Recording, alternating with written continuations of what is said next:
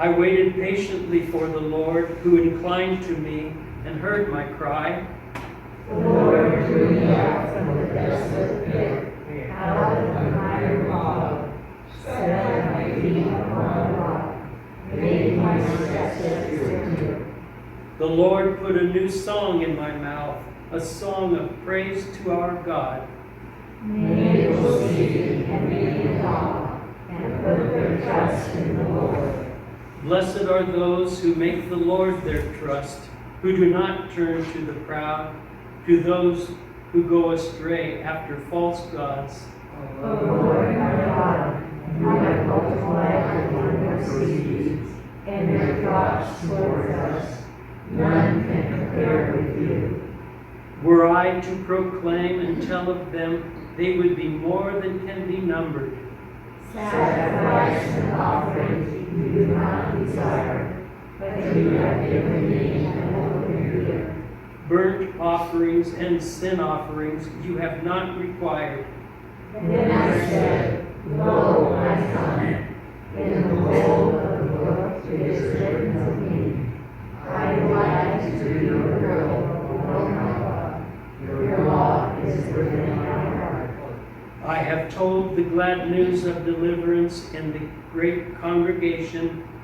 Lord, I have not mistaken my lips, as you know, Lord.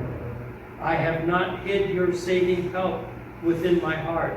I have spoken of your faithfulness and your salvation. I have not concealed your steadfast love and faithfulness from the great congregation. O Lord, do not withhold your mercy from me. Let your steadfast love and faithfulness ever preserve me.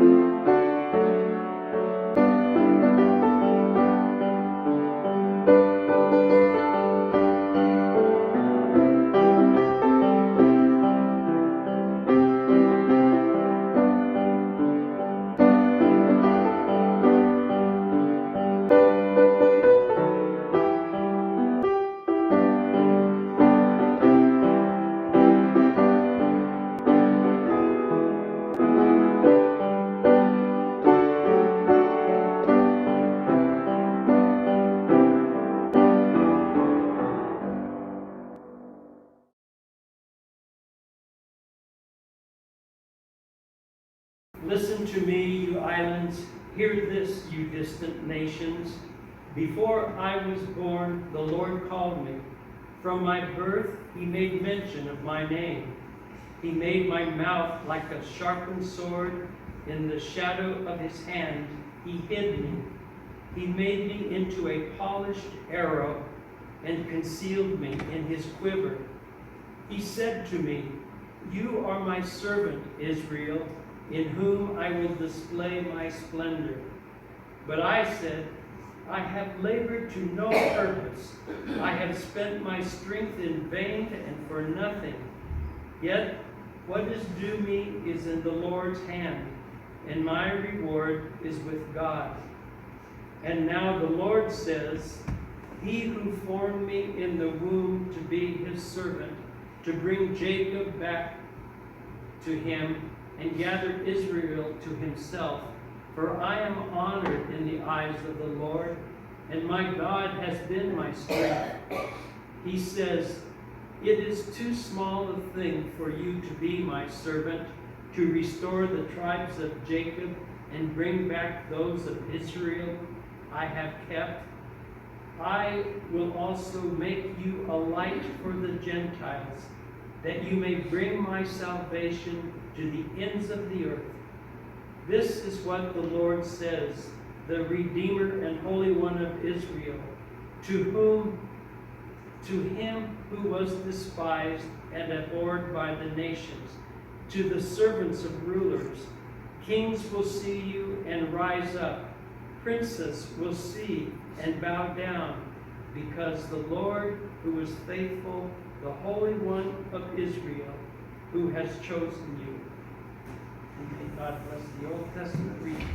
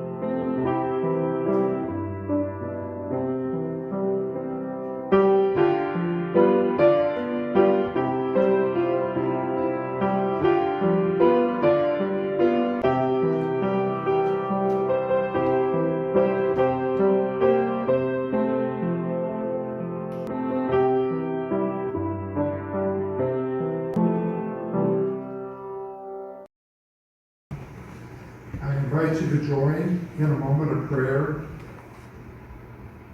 Dear Lord, may all of our thoughts and our feelings, the meditations of our minds and of our hearts, and the words of my mouth be acceptable in your sight, O Lord, our rock and our Redeemer.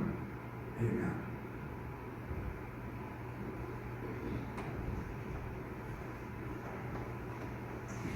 It's Human Relations Day. We're celebrating Dr. Martin Luther King Jr. weekend. As we reflect this whole month on light during the Epiphany season, the light that sheds truth on the evils of racism, well, that's an important light for the nations. Homiletics magazine uses the metaphor of a lighthouse to explore this theme. I love lighthouses. You like lighthouses? There's something romantic about a lighthouse. It's hauntingly picturesque, standing tall against the elements, offering a beacon of hope in the darkest night to a lone ship seeking harbor. The lighthouse is a symbol of hope against all odds. Even in the hour of one's most desperate need, a light on a distant shore signals safety and salvation. Early lighthouses, they weren't houses at all. They might have been a simple pile of timber that was set afire on a hilltop, a light to guide three-mast sailing ships safely into harbor. Sometimes the fire was set on a platform near the port, so perhaps it was inevitable that a permanent structure was built, housing for the keeper of the lights. There are still hundreds of lighthouses that dot the coastline of the United States. The tallest lighthouse on the West Coast is Pigeon Point Lighthouse in Central California, 115 feet. Portland Head Light is perched on Cape Elizabeth in Maine, and it's a light that's been shining since 1791, and arguably probably the most photographed lighthouse in our country. Port Hatteras Lighthouse in North Carolina has those distinctive spirals down it. And it guides ships through the shoal area known as the graveyard of the Atlantic. The entire 198-foot tower, it was picked up and moved in 1999 2,900 feet inland to protect from shoreline erosion. So it's tumbling down into the sea. And perhaps the most famous beacon of hope and promise of new life, the Statue of Liberty. It's not remembered as a lighthouse at all, but for the first few years of its existence, the statue was officially a lighthouse. A lighthouse has one purpose: to be a light in the darkness. And if it can't do that, well, it's about as useful as a flashlight without batteries. You ever have the power go off and look for your flashlight and find the batteries are dead? Yeah. A lighthouse can't do anything but shed light. It has no emergency tools or equipment, no light vests. In fact, modern lighthouses, they're all automated. They're not inhabited by people by and large. And you won't find many lighthouses 100 miles from the water, on a soft and comfortable terrain surrounded by deep and calm waters, where a lighthouse clearly is not needed. Rather, lighthouses are usually located in high-risk danger zones like rocky headlands or unstable beaches where waves threaten to undermine its very foundations. And for that reason, a lighthouse is always a message to a ship's captain. The vessel is heading into treacherous water. In today's text, we see Israel identified as a servant. While other interpretations exist, this is a consensus among scholars. But here Israel is depicted in a before and after shot. There's the former downtrodden, disobedient Israel, and there's a renewed, rejuvenated Israel that is to be a light to the nations. The writer is exuberant. It is too light a thing that you should be my servant, to rise up the tribes of Jacob and restore the survivors of Israel. I will give you as a light to the nations, that my salvation may reach the end of the earth. In other words, not only will a renewed Israel lead a lame and limping Jacob to a place of restoration, but Israel will also be a light to the nations, therefore securing their salvation. What an enormous boast. But the Messianic authority totally believes it. The exaltation of the downtrodden Israel is for the purpose of drawing all the nations of the world, not just Israel, to the Lord. This salvation comes to the entire world as fulfilled by another servant, whom the Messianic author will describe as a suffering servant, well, and whom we know as Jesus, the child whose birth we just celebrated. Himself made this assertion. Again, Jesus spoke to them, saying, I am the light of the world. Whoever follows me will never walk in darkness, but will have the light of life. We Christians acknowledge Jesus as the light of the world. We know that lighthouses keep watch 24 hours a day, 7 days a week, 365 days a year. A lighthouse light is never switched off. The light keeps rotating in its tower every few seconds, and it comes around again and again.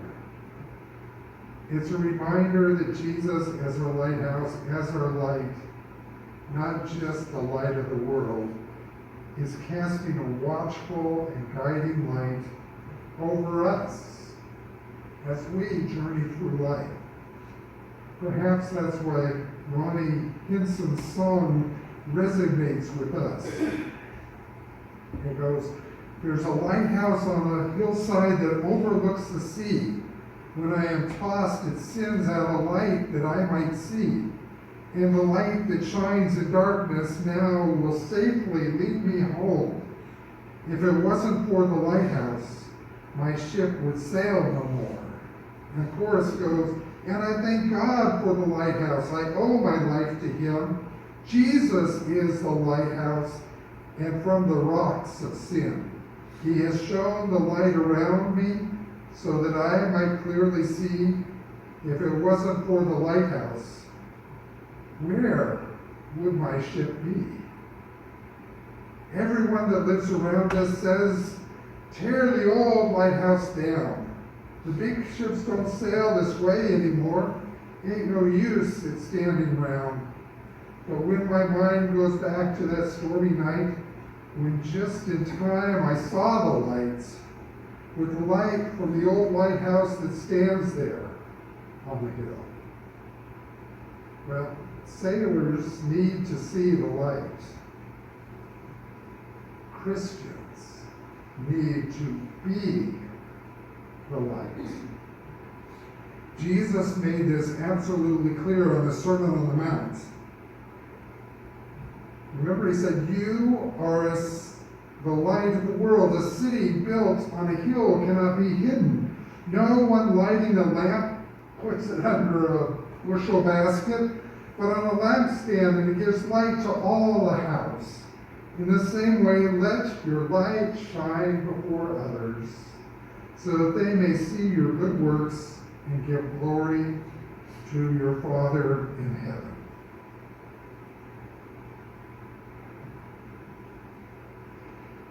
Simple truths. Simple truths we learned in Sunday school and in our hymns. And we just sing, this little light of mine, I'm going to let it shine. This little light of mine, I'm going to let it shine. Let it shine, let it shine, let it shine. Ships seeking safe harbor look for signs of land. When a light is spotted on the horizon, it's cause for excitement.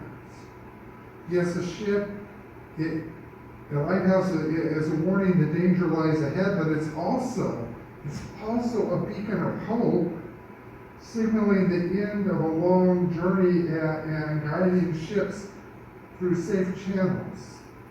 And for this reason, many lighthouses are indeed perched near a port of safety. So how can we be beacons of hope for those trying to find a port amidst the storm? You know, Martin Luther King Jr. delivered a sermon using a lighthouse. The Things That Are God's on October 27th, 1957 at the Dexter Avenue Baptist Church in Montgomery, Alabama. He said, I make no apologies for asking for financial support for the church. The church has a just claim on your active, practical, and financial support, if for no other reason that your home is better, your community is better, your nation is better as a result of the existence of the church. With all its faults, and it certainly has them, the church is man's strongest ally in his struggle to discover life at its best. Some of you will say that you support many charities and causes outside the church. I have nothing but the highest of praise for these charities which are doing so much to alleviate human suffering. I support them strongly myself, but which requires primary support and is most deserving of it? The church, which is the source of all charity, which will be the source of many more, or the individual charities themselves. We who are members of the church are the lighthouse of the world.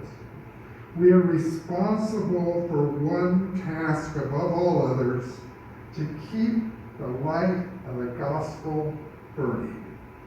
All else must be secondary. No amount of spending or righteous philanthropy will excuse us from the faithful fulfillment of our task.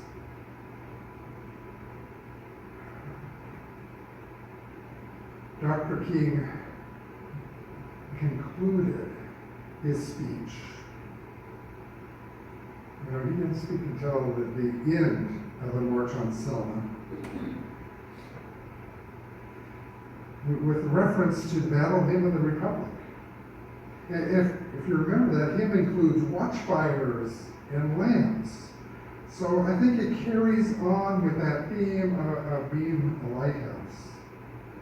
And I'll end with his words from March 25th, 1965.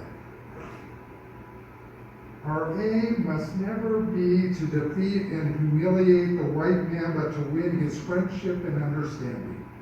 We must come to see that the end we seek is a society at peace with itself, a society that can live with its conscience. That will be a day not of the white man, not of the black man. That will be a day of man as man. I know you're asking today, How long will it take? I come to you to say this afternoon, however difficult the moment, however frustrating the hour, it will not be long, because truth pressed to earth will rise again. How long? Not long, because no lie can last forever. How long? Not long, because you still reap what you sow. How long? Not long, because the arm of the moral universe is long, but it bends toward justice. How long? Not long, because my eyes have seen the glory of the coming of the Lord, trampling out the vintage where the grapes of wrath are stored. He loosed the faithful lightning of his terrible swift sword. His truth is marching on. He has sounded forth the trumpets that shall never call retreat. He is lifting up the hearts of men before his judgment seat. Oh, be swift, my soul, to answer him. Be jubilant, my feet. Our God is marching on. Amen. That's our word of hope. That's the light for our darkness. We shall overcome. It is our closing hymn. I invite you to stand as you're able.